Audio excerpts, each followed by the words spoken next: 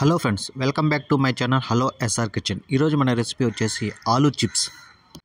ఇంట్లోనే ఈజీగా 5 నిమిషాల్లో రెడీ చేసుకునే రెసిపీ ఇది. బేకరీ కంటే మంచి టేస్ట్తో కరకరలాడే చిప్స్ ఎలా రెడీ చేసుకోవాలో చూసేద్దాం. ఒకసారి మీరు ట్రై చేయండి. ఈ రెసిపీ మీకు నచ్చితే లైక్ చేయండి, షేర్ చేయండి, ప్లీజ్ సబ్స్క్రైబ్ చేసుకోండి. ఇక ముందుగా మనం బంగాళాదుంపలు తీసుకుందాం. ఈ బంగాళాదుంపలు కూడా పైన పొట్టు ఉండేవి తీసుకుందాం. ఇవైతే చిప్స్కి మంచిగా వస్తాయి టేస్ట్. మామూలు ప్లెయిన్గా ఉండేవి అయితే మనకు అంత టేస్ట్ రాదు. ఈ పైన పొట్టు ఉండేవి మాత్రమే తీసుకోండి. ఇవి తీసుకొని ఈ బంగాళాదుంపలకి పైన ఉన్న పొట్టు మొత్తం ఇలా చాకు తీసుకొని తీసేయండి.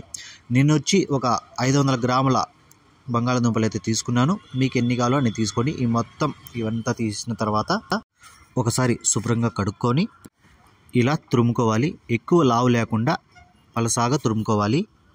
ఇందులో లావు బ్లేడ్ లేకుండా పలసనగా ఉన్న బ్లేడ్ ఉంటుంది, దాంట్లో తురుముకోవాలి. ఈ చిప్స్కి లావుగా ఉంటే మనకి బాగా టేస్ట్ ఉండదు, కొంచెం పలసాగా ఉంటే కరుములాడుతూ ఉంటాయి. ఇలా మొత్తం తురుక్కొని ఒకసారి పక్కన పెట్టుకుందాం. ఇలా ఆయిల్ బాగా వేడి అయిన తర్వాత ఒక్కొక్క చిప్స్ వేసుకోవాలి. ఒకటి మీద ఒకటి వేసుకుంటే ఇవి బాగా అతుక్కొని మనకి చిప్స్ రావు. ఒకటోటి ఇలా పలసానగా వేసుకొని మనకి బాగా ఫ్రై అయిన తర్వాత తీసి పక్కన పెట్టుకోవాలి.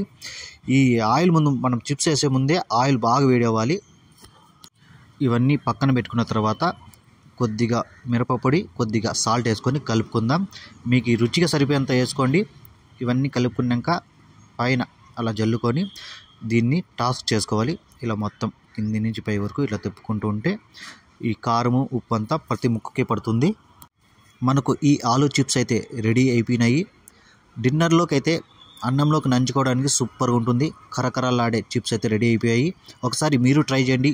ఈ రెసిపీ ఎలా వచ్చిందో నాకు కామెంట్ చేయండి. ఈ రెసిపీ మీకు నచ్చితే లైక్ చేయండి, షేర్ చేయండి, అలాగే సబ్స్క్రైబ్ చేసుకోండి. Thank you all.